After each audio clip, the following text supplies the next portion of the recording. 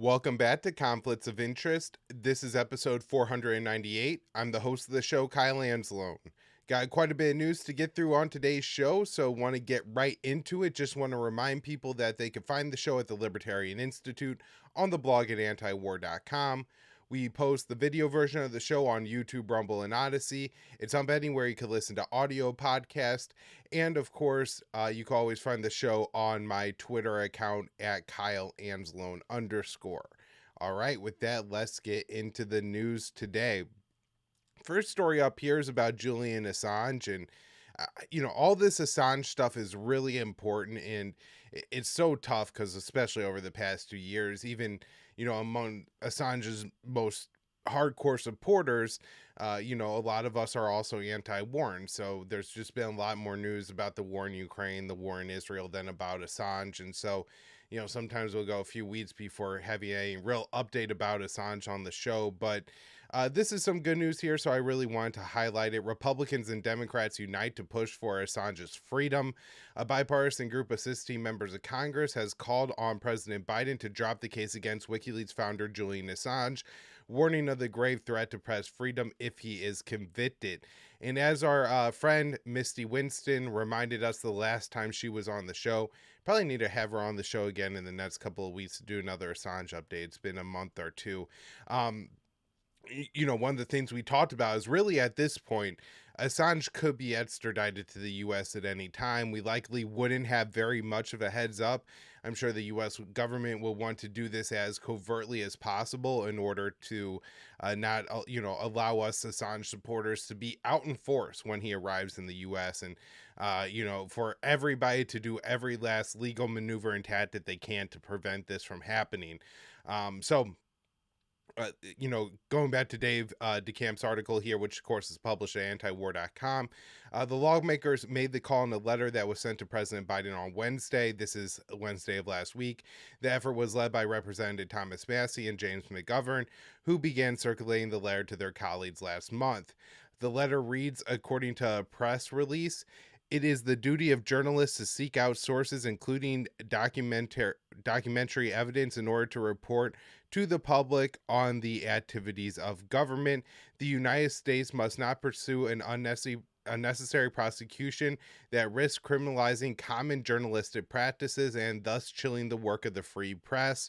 We urge you to ensure that this case be brought to a close in as timely manner as possible." And so this is a pretty good letter. Talking about journalistic practices and stuff like that. This is what you would love to see from your congressman. Too bad it doesn't happen more often. Dave has a list here of who signed on. It's AOC, Jamal Bowman, Representative Presley, Greg Cesar, Ilhan Omar, Cory Bush, Representative Tlaib, Eric Burleson, who is a Republican from Missouri, Marjorie Taylor Greene, Paul Gosar, Jesus Garcia. He's a Democrat from Illinois. I'm not familiar with him. Jayapal, Matthew Rosendale. He's a Republican from Montana. And then the lone senator was Rand Paul. So good on Rand Paul. Kind of disappointing that you didn't even get Bernie Sanders or Elizabeth Warren or, one of the more progressive types, at least to name in the Senate Democrat caucus, to sign on to it. So Dave Wright wraps up here saying the letter came as the Biden administration has come under pressure from the Australian government to free Assange, who is an Australian citizen. In September, a delegation of Australian members of parliament from across the political spectrum visited Washington and met with the U.S. officials to lobby for Assange. Australian Prime Minister Anthony Albanese brought up the case with President Biden when he visited the White House in October. Assange faces up to 175 years in prison if he is extradited to the U.S. and convicted for exposing U.S. war crimes. The charges stem from documents published by WikiLeaks that Assange obtained from his source, former Army Private Chelsea Manning, a standard journalistic practice. Assange has been held in London's Belmarsh prison since April of 2019, as his legal team is fighting against U.S. efforts to extradite him. And not only that, he was in the Ecuadorian embassy in London for years and years before that, essentially, a prisoner in of sorts of the U.S. empire there too. All right, next up here, report claims jailed Ukrainian military officer coordinated Nordstream bombings. The Washington Post published a report on Sunday that alleged a senior Ukrainian military officer directed the sabotage attacks on the Nord Stream natural gas pipelines that connect Russia and Germany, which blew up on September 26, 2022. The Post's anonymous sources claim that Roman Chervinsky, who is currently in jail over an unrelated case, was the quote coordinator of the attack. The report said that Chervinsky managed logistical support for a 6-person team that rented a sailboat under false identities, used deep sea diving equipment to place the explosive charges on the gas pipeline. For his part, Chervinsky has denied the allegations. He said in a written statement, all speculations about my involvement in the attack on Nord Stream are being spread by Russian propaganda without any bias, which is maybe my favorite part about this because the propaganda is likely coming from the US intelligence community here. I'm guessing trying to cover up for their own involvement in this, but that he would call Russian propaganda, which is, of course, what the West would call it if the finger was likely truthfully, pointed at the US here. So, just funny how all this kind of works out when the system that's in place and all the ties that are in place start to break down a little bit. All right, so back to Dave's article here. The Post did not mention Seymour Hersh's report on the Nord Stream bombings, which alleged the operations were ordered by President Biden and carried out by U.S. Navy divers in coordination with Norway.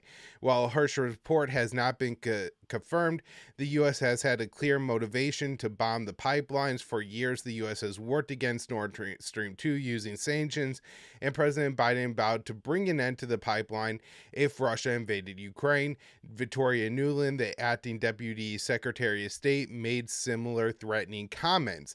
And not only that, but think about this. If this was Ukraine, I'm not sure if this was true at the time, but it's certainly true now. And at the time, Germany would have been but right now, Germany is Ukraine's second largest benefactor in this war.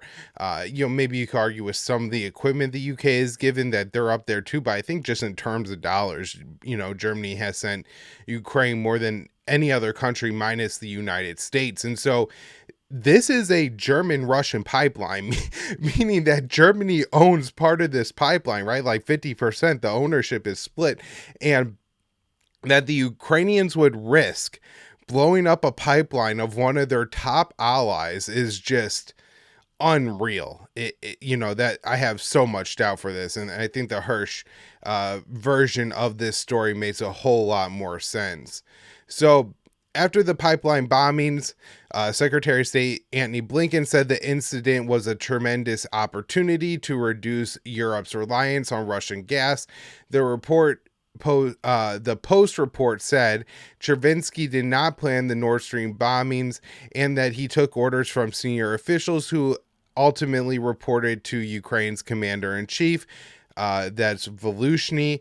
The anonymous source said that President Zelensky was purposely kept out of the loop. And so, the timing of this could be kind of interesting as well. We've recently kind of had this split emerge between Volushny and Zelensky, and you end up with this Washington Post report that throws Volushny under the bus for it. Now, he has, recently said that the Ukrainians basically can't win the war, that this is a stalemate at this point.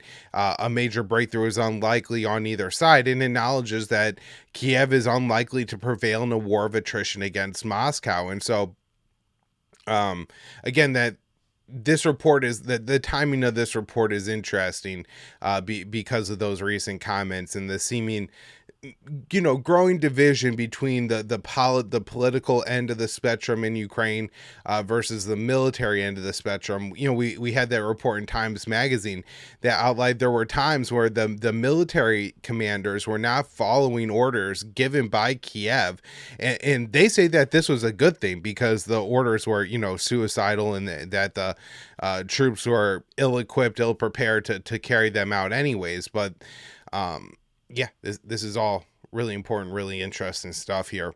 And I don't think that, the Washington Post nailed down exactly what happened there. I just think you know, the way that this is coming out and who's being blamed is very interesting and important. All right, so next up here, just a quick update on the F-16 training. Ukrainian officials say their pilots have begun in the air flight training on F-16. A spokesperson for the Ukrainian Air Force said some of our pilots are already undergoing air training with an instructor on combat aircraft, so everything is going according to plan. It's unclear when the advanced American fighter jets will reach Ukraine. Kiev has been seeking F-16 since the start of the conflict. The Joe Biden administration relented and approved a NATO plan to provide Ukraine with F-16s earlier this year. Training will take several months to complete. According to Business Insider, most of the training is taking place in Romania. A quote from the article: while a small group of Ukrainians are training on F-16s in the United States, most of them are in Romania. 5 F-16s have been supplied by the Dutch, are now at the Romanian Training Center.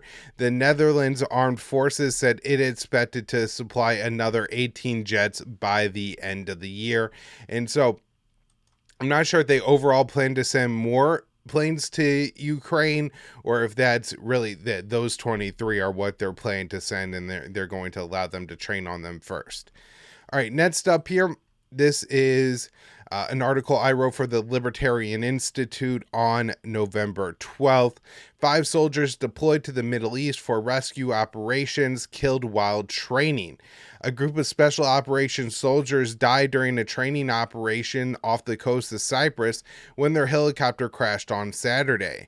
The New York Times reports unnamed U.S. officials say the White House has sent several teams of special operators to the region in the wake of increased tensions caused by the brutal Israeli military operations in Gaza. The Times reported on Sunday the Pentagon has quietly dispatched 2 Cyprus commando teams from the Joint Special Operations Command, including the Army's Delta Force and the Navy SEAL Team 6, to stand by in case they are needed to help evacuate American citizens from the region. The outlet noted that the soldiers were training in rescue operations. Some Americans remain held hostage by Hamas in Gaza. Tel Aviv has been mainly unwilling to temporarily pause its military operations in Gaza to facilitate a release of the hostages. Hamas says some of the captives have been killed in Israeli strikes. So, it's really unclear how many Americans are left alive in Gaza that are held captive by Hamas or Palestinian Islamic Jihad at this time. It also, just from reading the article, it wasn't necessarily clear if they were anticipating needing to conduct these rescue operations in Gaza to rescue Americans, or if they're worried that violence is really going to spread across the Middle East, and say that these operations, what they're training for and what these soldiers are deployed to the region for, would be more to get Americans out of Syria, Iraq, Lebanon, Yemen, something like that, rather than I guess Israel, Gaza at this point. But they could also certainly be training for operations in Gaza. Just there was no clarity as far as where they're looking to go in. The troops that were killed aboard the MH-60 helicopter, that's a Black Hawk, that was on a refueling training mission. American officials speaking with the Times described the soldiers as among the aviators assigned to ferry the commandos on such clandestine hostage rescue missions. Washington has engaged in a massive military buildup in the Eastern Mediterranean in anticipation of widespread violence across the Middle East, targeting Americans in reaction to the Israeli onslaught in Gaza. So, one of the reasons that I say that, these troops could really be training and worried about having to rescue Americans from across the Middle East is because of this next article that I have here to talk about. Report: U.S. concerned Israel is trying to provoke wider Lebanon war. Some members of the Biden administration are concerned that Israel is looking to provoke Hezbollah as a part of a pretext for a wider war in Lebanon that could draw in the U.S. And this was from an Axios article on Sunday. Since the October 7th Hamas attack on southern Israel, Hezbollah and Israel have been fighting across the Lebanon-Israeli border, including a November 5th Israeli airstrike that killed a woman and 3 children. The skirmishes have killed over 60 Hezbollah fighters, several Lebanese civilians, and about 10 Israeli soldiers and civilians. I believe there was also a Lebanese journalist that was killed pretty early on in the fighting here. The Axios report said that Secretary of Defense Lloyd Austin, quote, expressed concern about the fighting on the border in a Sunday call with his Israeli counterpart. The White House requested Austin relay the message due to growing anxiety that Israel's military actions is exacerbating tensions on the border. The Pentagon readout of the call, Austin said he emphasized the need to contain the conflict to Gaza and avoid regional escalation, but did not specifically mention Lebanon. Sources told Axios that Austin asked for clarification about the Israeli airstrike in Lebanon and asked what steps would be taken to avoid a regional war. While expressing concern about the escalation, the U.S. has emboldened Israel to be aggressive by deploying an enormous amount of firepower to the region in the name of protecting Israel. The U.S. also directly intervened to intercept missiles and drones in the Red Sea that were fired towards Israel by Houthis in Yemen. The U.S. has issued warnings to Hezbollah. The implied threat is that the U.S. could intervene directly against them if the situation escalates to a full-blown war. According to Axios, President Biden's energy envoy delivered a strong warning to Hezbollah through the Speaker of Lebanon's parliament when he visited the country last week. And so, you know, I think what Dave's really pointing out at the end of the article is really important. You know, the first part is too, the headline of course is important, that the U.S. is really worried that this could escalate to a war with Lebanon. It's something we've been talking about a lot on the show, and I definitely think it's a possibility. The fact that the Biden administration realizes it must mean that it's a very real possibility at this point. But this idea that the U.S. is always expressing concern. Oh, we're concerned these people are killing civilians. We're concerned about this corruption. We're concerned about Israel provoking a wider war in the Middle East now. But no actual policy actions curtail those concerns, right? The U.S. could threaten and leverage our aid to Israel to say, look, you have to back it down in Gaza, or this is going to start a wider war that we cannot have. And we could say, we will not have your back in a wider war. Like, you have to make sure that this is limited to Gaza, because if other countries start attacking you because you are committing an ethnic cleansing campaign in Gaza, then we are not going to intervene on your behalf. Those things, if you're really concerned about provoking a wider war, those things could have an impact on Israeli policy and force them to take actions that prevent a wider war. But the Biden administration is doing the exact opposite of that. And so really what this is, it's just rhetoric, right? It's meant to give the Biden administration basically an excuse, or if this does turn out to provoke a wider war, if this does turn into a full-on genocide in Gaza, then they've made these statements about, oh, we asked Israel to curb civilian casualties. Oh, we asked Israel not to provoke a wider war. It happened anyways, but we tried. And, no, you didn't try. You just, some mindless rhetoric is all it was. All right. So next up, here's an article that I wrote for antiwar.com on Friday. Diplomats warn White House support for Israel is destroying U.S. image in the Middle East.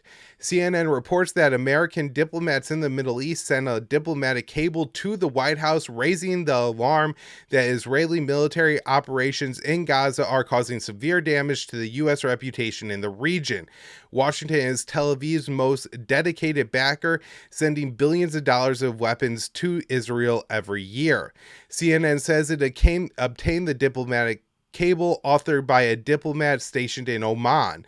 Israel's destructive and deadly military campaign in Gaza is losing us Arab publics for a generation, the outlet reports the diplomatic cable as saying. Robust U.S. support for Israel's actions is being seen as material and moral culpability in what they consider to be possible war crimes, the cable reads. It continues, we are badly losing on the messaging battle space. After Hamas attacked on October 7th, Israel launched a massive military operations in Gaza. In just over a month of bombing, more than 11,000 civilians have been killed. The death toll includes over 4,000 children. Tel Aviv's operations have been widely condemned by governments and organizations around the globe. UN Secretary General Antonio Guterres said this week that the high rate of civilian casualties shows something is wrong. When one looks at the number of civilians that were killed with military operations, there is something that is clearly wrong, he said. On Wednesday, Barbara Leaf, Assistant Secretary of State for Near Eastern Affairs, told Congress that the death toll in Gaza is potentially higher than reported. And this is backed by statements made by the UN that when they're talking, 11,000, I think it's getting close to 11,500 as I record today. They're talking about the bodies that they're counting. Right. And so what do you look at the fact that so many hospitals have now been destroyed and just so much damage has been done to Gaza? There's thousands of people trapped under the rubble. I think they estimate that there's like another 2,000 missing children in Gaza. And I don't think anybody thinks they're going to find most of them. So, the death toll is likely far higher.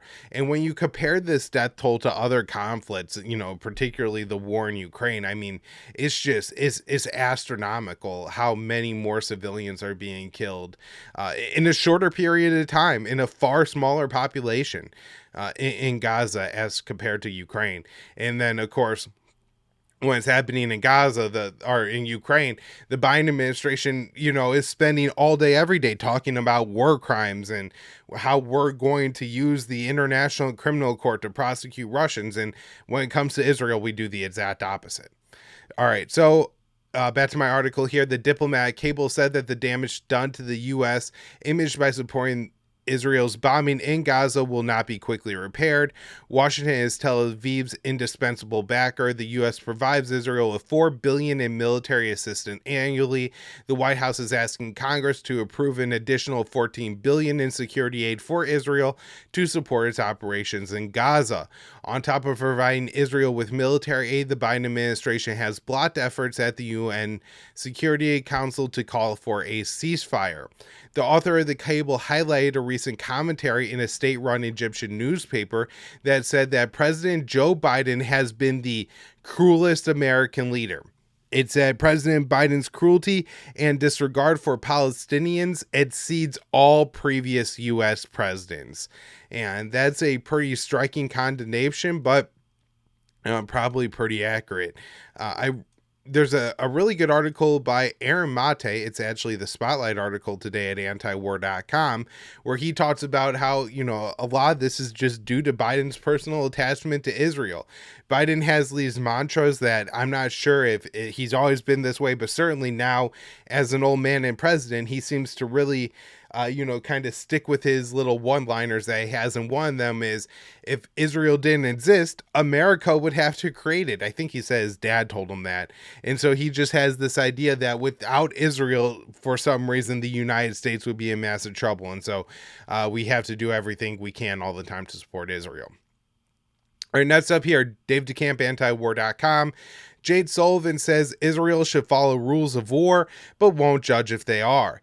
The National Security Advisor Jade Sullivan said Sunday that Israel should follow the rules of war in Gaza, but would not say if he believed the Israeli military is doing so. Sullivan made the comments on CNN's State of the Nation when asked if Israel needed to do more to limit civilian casualties.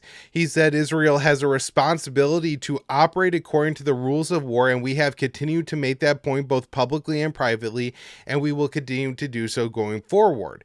But when asked the following asked, is Israel following the rules of war? Sullivan replied, I'm not going to sit here and play judge or jury on that question. So again, so striking when it's a Ukraine situation, everybody points the finger immediately. When it comes to Israel, oh, we don't know. Even when it's far more clear what's going on here is an absolute humanitarian catastrophe. Sullivan and other Biden administration officials have paid lip service to the ideas of pressuring Israel to limit civilian casualties, but the U.S. is still providing unconditional military aid and other types of support for Israel's brutal assault on Gaza, which has killed at least 11,000 Palestinians, including over 4,500 children. Secretary of State Antony Blinken said Friday that far too many Palestinians have been killed in the war, but did not signal any changes to the U.S. policy of full-throated support for the Israeli operations. According to a recent report from the Washington Post, the U.S. is not conditioning military aid or using other leverage it has over Israel because it would be politically unpopular in any administration, and partly because aides say Biden himself has a personal attachment to Israel. Just absolutely unbelievable. Next up here, top U.S. journal warns Israel's killing of civilians will create more Hamas members. So this is the chairman of the Joint Chiefs of Staff, General Charles Q. Brown, and he expressed concern that Israel's killing of Palestinians will help Hamas recruit more militants, and cautioned against a long war in Gaza. Asked by reporters if the high civilian casualty rate will create more Hamas fighters, Brown said, yes, very much so. And I think that's something that we have to pay attention to. That's why when we talk about time, faster you can go get to a point where you stop the whole hostilities, the less strife you have for the civilian population that turns someone into what now wants to be the next member of Hamas. I kind of get what he's saying there, that the long-term campaign is going to make it worse, but rushing and just, killing more civilians is also going to make it worse as well. Brown, who replaced General Mark Milley as the top U.S. military officer last month, said Israel's stated goal of eliminating Hamas is a large order, but did not call for a ceasefire. He also claimed that Israel was following the laws of war despite the massive child casualty rate, which is just ridiculous that he said that. And then, of course, just with all this, the idea of eliminating Hamas, we had the report that so far that's really not happening, that, despite all the widespread Israeli military operations in Gaza, the Hamas leadership is still in place. All right, next up here, Dave DeCamp, antiwar.com. Israeli president claims Hitler's Mein Kampf was found in child's room in Gaza. So the Israeli president, that's Isaac Herzog, claimed in an interview with BBC on Sunday that Israeli forces have found a copy of Adolf Hitler's book Mein Kampf in a child's bedroom in northern Gaza in his latest attempt to justify the mass killing of Palestinian civilians.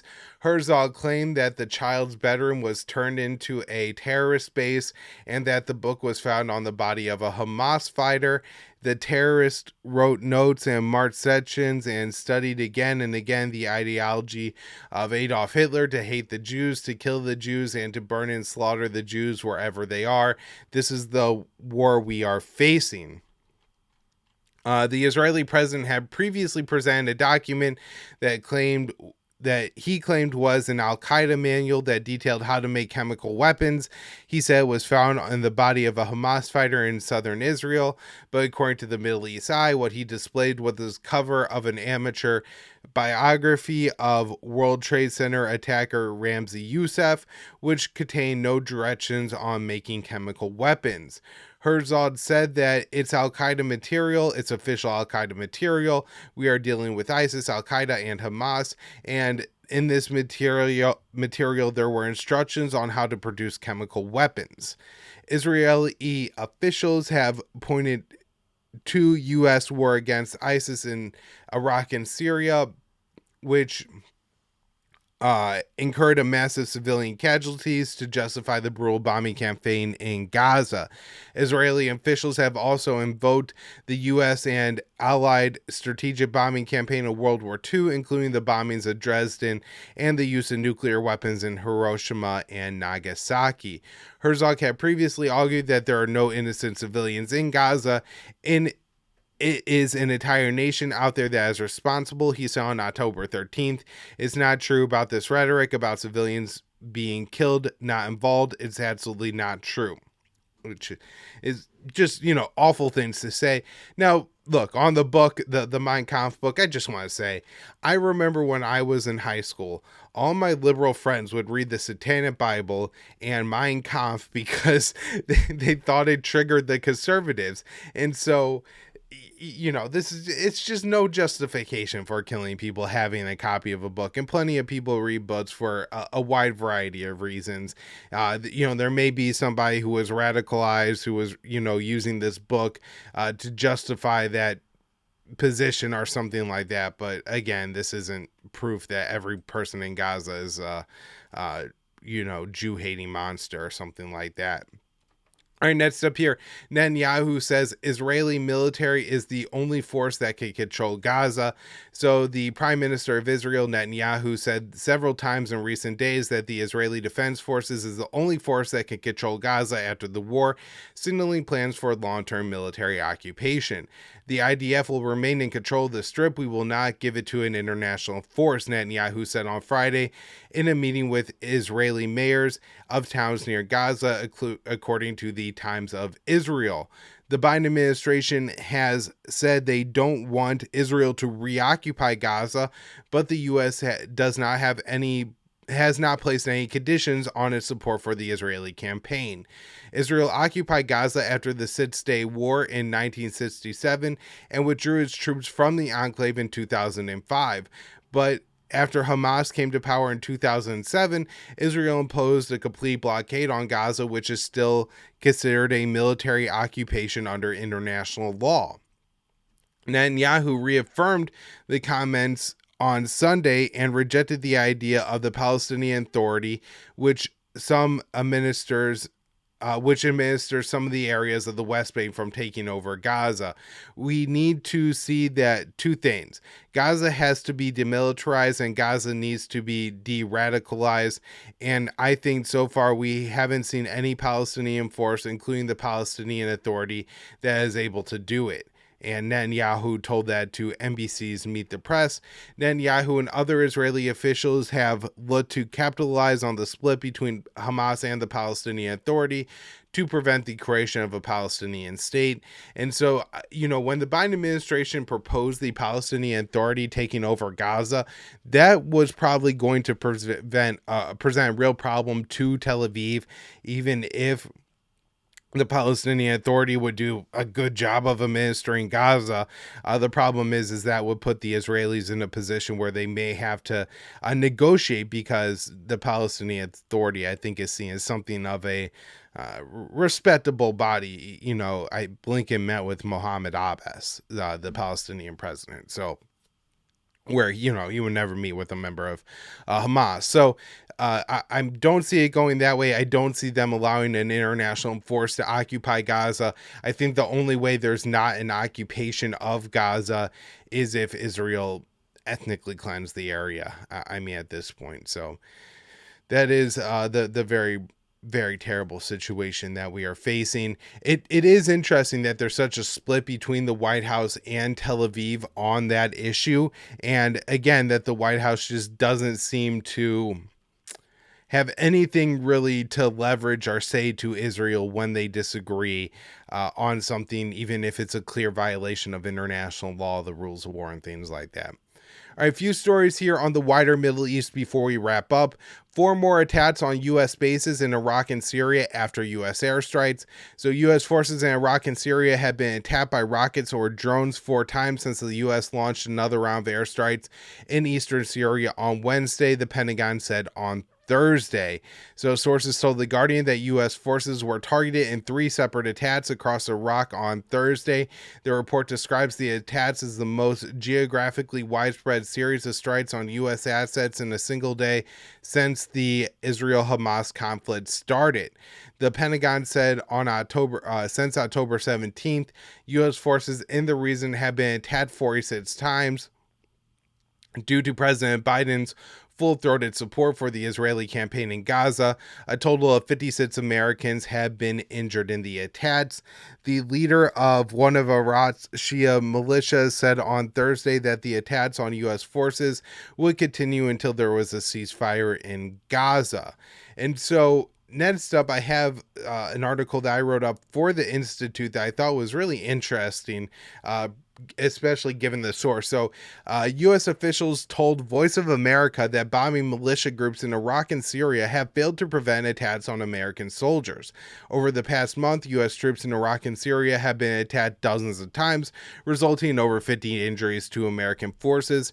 Washington has responded to the drone and rocket strikes by bombing the groups that the Department of Defense believes are responsible. So, according to the U.S. government-funded Voice of America, the strikes on militants in Iraq and Syria are failing to achieve their goals. And this is a quote from the outlet. U.S. officials also admitted that, at least for now, which is the airstrikes, failed to slow the pace of attacks by Iranian-backed groups on American forces in the region. So we have the Pentagon admitting that bombing Iraq and Syria isn't effective to preventing attacks on U.S. troops there. And what do we have happening 2 days later? The Pentagon announced on Sunday night that it had launched another round of airstrikes in eastern Syria, targeting facilities used by Iran's Islamic Revolutionary Guards Corps and Iran-affiliated groups, referring to the Shia militias that operate in the region. The strikes marked the third known round of U.S. airstrikes in eastern Syria since U.S. troops in the region have come under a spate of attacks due to President Biden's full-throated support for Israel's onslaught in Gaza. The Pentagon said Saturday that U.S. bases have been targeted 48 times since October 17th, leaving 56 American troops injured. They do report that 25 of those are traumatic brain injuries, so I'm guessing some form of concussions that probably have varying degrees of, severity and long-term consequences for those soldiers. The Pentagon has largely tried to play down these attacks and kind of just dismiss them as minor injuries, which I think is probably unfair. Anyways, that's the show for today. Thank you all so much for tuning in. I'll be back with more later in the week.